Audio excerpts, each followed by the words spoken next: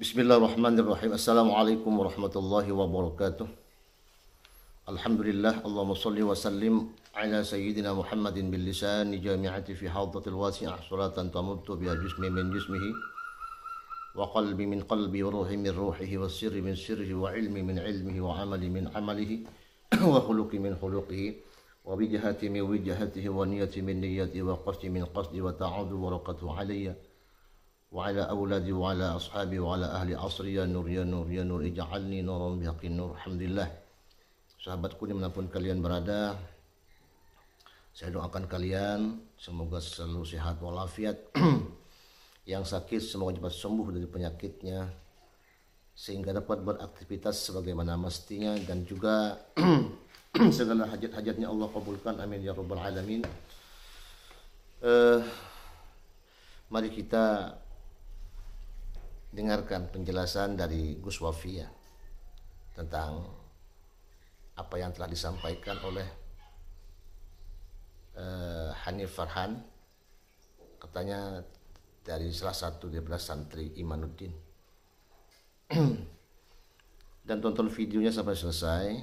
Setelah itu baru kalian di komen ya, sesuai dengan apa yang tertera di video itu, sehingga komen Anda itu saya harapkan bisa bermanfaat dengan orang lain.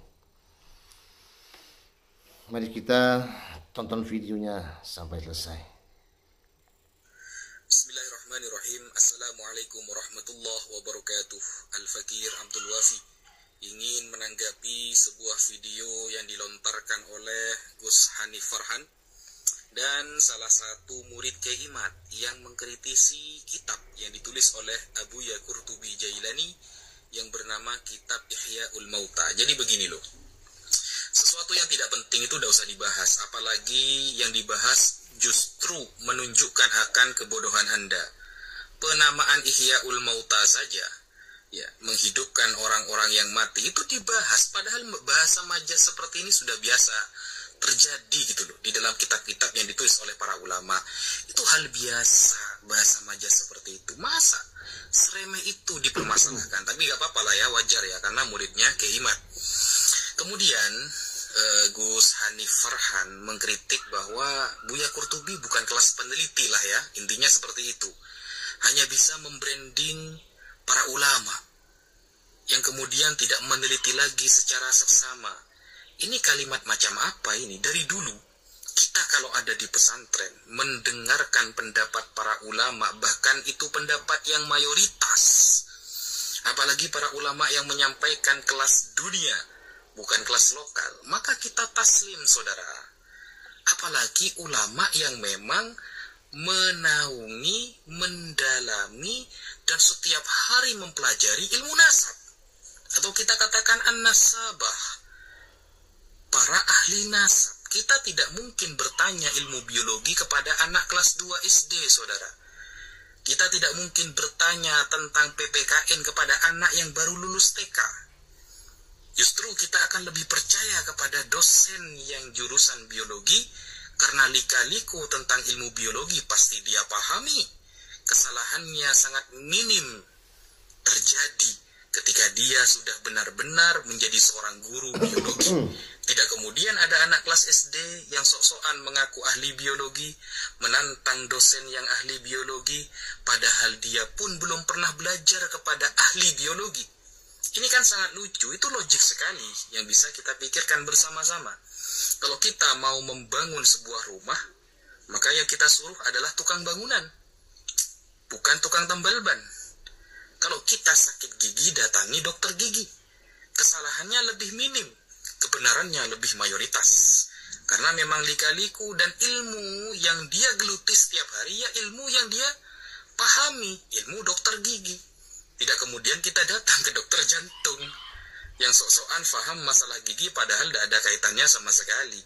Itu kan logik gitu loh, logik banget.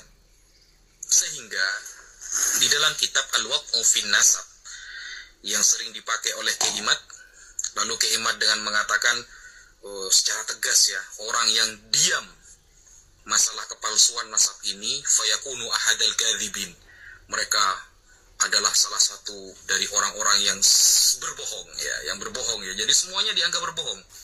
Kalau orang-orang ini diam, jadi harus dan tidak boleh taklid ba'da zuhuril hujjah, kata dia ya. Setelah adanya hujjah dalil, haram taklid kepada para ulama. Ini pendapat apa ini? Ini ngawur. Ini ya, saya sampaikan bahwa di dalam kitab Al-Wad'u fin Nasab, coba baca sampai hatam. Di sana ada al-martabah ats-tsalitsah, derajat ketiga, yang di sana disebutkan ada nasibun hawin ghairu mutakhassis. Ada orang yang belajar nasabnya itu amatiran, memahami nasabnya itu amatiran, tidak pernah takhusus, tidak pernah tercatat punya guru nasab, kemudian tidak pernah tercatat fiqh oleh para ulama, lalu sok-sokan menentang orang yang sudah ahli nasab. Samalah seperti anak SD yang bahas biologi tadi, lalu sok-sokan menentang dosen yang ahli biologi. Itu kan gak keren sama sekali, itu malah lucu begitu. Dan kemudian ketika Gus Hanif Farhan mengatakan bahwa Buya Qurtubi telah menjustifikasi, mengklaim Kiai Imad sebagai at-ta'in, sang pencela nasab. Nah, ini bukan klaim, ini adalah kebenaran, Gus. Kita buktikan, Gus ya. Pertama, Rasulullah SAW bersabda, "Ithnatani fin nasi huma bihim kufrun." Ada dua perkara yang memang diwanti-wanti oleh Rasulullah. Kalau melakukan dua perkara itu bisa kafir. Yang pertama adalah at-ta'anu fin nasab, menghina nasab, mencela nasab. Yang kedua an-niyahah 'alal mayyit, meratapi mayat. Yang kedua, hadis riwayat Imam Muslim. Nah, kemudian ketika kita membaca di dalam kitab At-Taisir bi Syarhi Jami'is Shaghir, juz 1 halaman 33 contohnya ya, mengenai at-ta'nu fil ansab, tentang penghinaan sebuah nasab. Di sana diterangkan ai al-wuqu' fi a'radin nas binahwi qadah fi nasabin thabata fi zahiri syar'i. Jadi maksud dari mencela nasab ialah berarti menyerang kehormatan orang lain dengan cara mencela nasab garis keturunan yang telah ditetapkan secara zahir oleh syariat. Jadi kalau sudah secara zahir oleh syariat sudah ditetapkan bahwa nasab si fulan sahih kepada Rasulullah, lalu dia mencela, mengatakan bahwa dia bukan keturunan Rasulullah, maka dia adalah at-ta'in. Dia adalah sang pencela nasab sesuai yang disampaikan oleh Rasulullah dalam hadis barusan. Dan juga dikuatkan di dalam kitab Faidul Qadir, juz 1 halaman 462.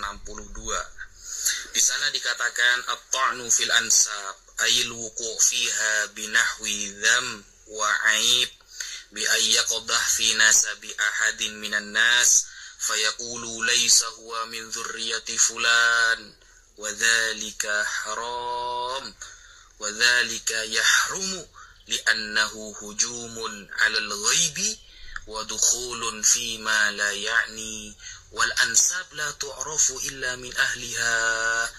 Jadi mencela nasab yaitu mencela dan menghina keturunan seseorang dengan mengatakan bahwa dia bukan dari keturunan si fulan, habaib bukan keturunan Rasulullah. Hal ini diharamkan. Kenapa? Karena itu merupakan tindakan yang menyerang terhadap hal yang gaib dan memasuki urusan orang lain yang gak ada kaitannya. Jadi itu perkataan Al-Imam Al-Munawi dalam Faidul Qadir.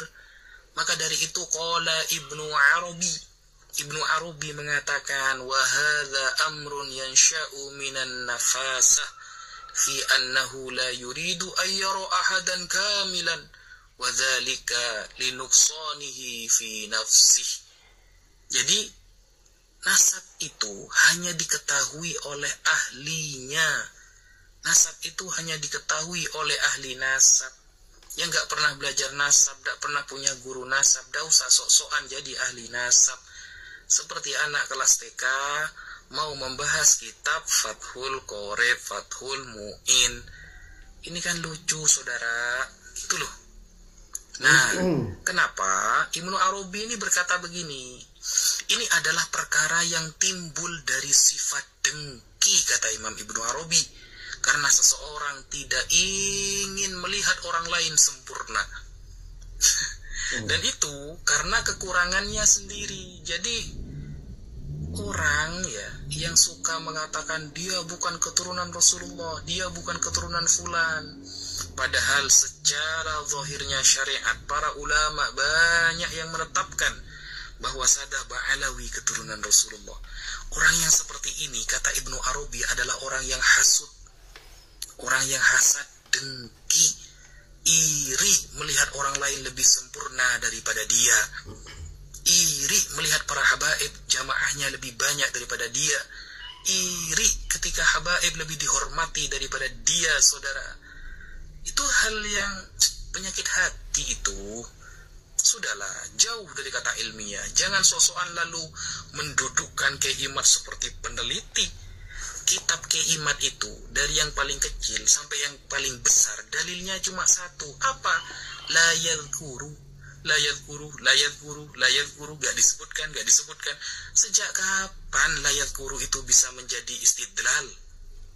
Apa bedanya sama orang-orang Wahabi? Tidak ada di zaman Nabi, berarti bid'ah, dolalah. Tidak ada di zaman sahabat, berarti bid'ah, dolalah, haram, finnar. Kan apa bedanya sama orang-orang Wahabi kalau seperti itu? La yadhkuru, la yadhkuru. Tidak disebutkan, berarti dia bukan anaknya dia. Fulan bukan anaknya fulan, karena tidak disebutkan. Ini dalil macam apa ini? Ada tadi Basul Masail kayak gitu dalil itu. Ngajinya di mana sih? Itu loh.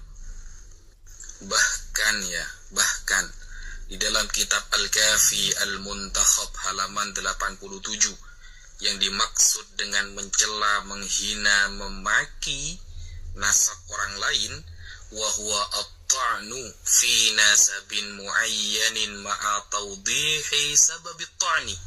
Misal, nasabu fulanin ila allan batilun alimna li'annana ma'alimna fi waladi allan ibnan ismuhu fulan, au qawluhum nasabu bani fulan ila alil bait batil li'annahum lam yashtahiru bih bal ishtaharu binasabin akhar. Jadi ini kan contoh kan, ini persis dengan apa yang disampaikan oleh Ki Imad, yaitu mencela nasab tertentu dengan memberikan alasan untuk celaan tersebut. Contoh, nasab si fulan kepada si allan adalah batil, nasab habaib Ba'alawi batil, karena kita tidak mengetahui bahwa di antara keturunan si allan ada anak yang bernama si fulan. Tidak ada Abdullah sebagai putra Ahmad. Nah, mirip ini persis seperti apa yang disampaikan oleh Imad. Atau mereka mengatakan nasab Bani Fulan kepada Ahlul Bait adalah batil. Nah, ini kan sudah terjadi gitu loh. Ini adalah contoh at-ta'nu fil ansab, mencela nasab orang lain. Jangan kemudian sok-sokan mau menjadi peneliti, saudara. Kalau dalilnya cuma satu, la yadhkuruh, gak disebutkan. Sejak kapan la yadhkuru ini menjadi istidlal dari kalangan para ulama di dalam ilmu nasab untuk membatalkan nasab orang? La yadhkuru, la yadhkuru, la yadhkuru. Mirip-mirip kayak Wahabi gitu loh. Tidak ada di zaman Nabi, bid'ah dolalah, kan gitu kan. Gitu-gitu aja kan. Itu mau disebut peneliti. Cuma la yadhkuru itu mau disebut peneliti. Pret. Dan teman-teman, ya ikhwani, kalau kita baca juga di dalam kitab Al-Kafi Al-Muntakhab halaman 90, di sana jelas dikatakan wa bi syaklin amin in thabata an-nasabu wa aqama sahibuhu al-bayyinah asy-syar'iyyah fatta'nul ghair mufassar la yanzilu bihi ilal batil abada madama hunaka man yuthbituhu fayabqa mutaraddidan bainal maqbul wad dha'if ala hasabi hali ta'in wa itqanihi wa ilmihi bihalin nasab Jadi, kalau kita lihat secara umum, jika nasab telah terbukti dan pemiliknya telah memenuhi syarat-syarat syar'i, maka bantahan yang tidak dijelaskan tidak akan dapat menggugurkan selama ada yang menetapkannya, selama ada yang mengisbatnya. Oleh karena itu, dia tetap dalam keraguan antara yang diterima dan yang lemah, tergantung pada kondisi pembantah, keahlian dan pengetahuannya tentang keadaan nasab tersebut. Kalau cuma hanya bermodal la yadhkuru, tidak disebutkan, itu bukan peneliti namanya, itu bukan ahli namanya, itu cuma comot-comot gitu. Gak ada peneliti itu, cuma kelas la yadhkuru, itu apa itu? Jadi walhasil, apa yang telah Al-Fakir sampaikan sudah memenuhi kriteria bahwa keimat adalah at-ta'in. Sampean ingat enggak ketika keimat mengatakan haram mencium tangan para habaib? Anda ingat tidak ketika keimat mengatakan haram menikahkan anak kita dengan mereka, jangan menikahkan lagi anak kita dengan mereka? Sampean ingat enggak ketika tidak usah baca Rotibul Haddad lagi, Rotibul Atos lagi, NU punya rotib sendiri?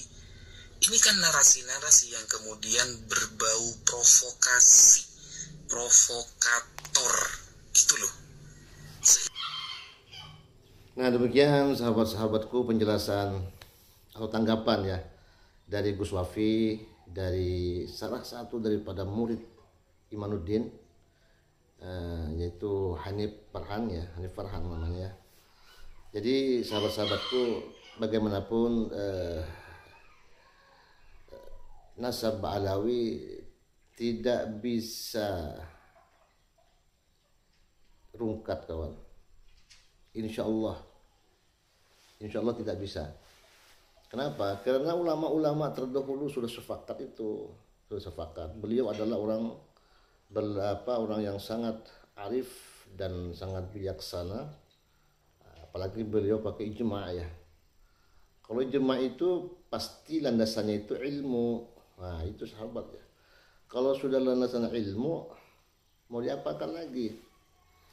Nah, gitu sahabat ya. Jadi mari kita tetap semangat ya, semangat persatuan dan kesatuan umat. Jangan sampai kita terpecah belah dengan adanya polemik ini. Dan saya mohon maaf yang sebesar-besarnya jika terdapat hal yang kurang berkenan. Dan saya akhiri, ma'assalamah fi amanillah. Wassalamualaikum warahmatullahi wabarakatuh.